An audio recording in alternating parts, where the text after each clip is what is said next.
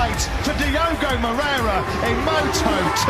What a victory! Oh! A horrible collision involving Moreira and Alonso. The stand-up wheelie, the stand-out rider here, Diogo Moreira, who reignites his World Championship challenge. Fifth podium of the season, 34 points the difference with 5 races remaining. A masterclass from Diogo Moreira. Brasil, Brasil, Brasil! 3 successive podiums.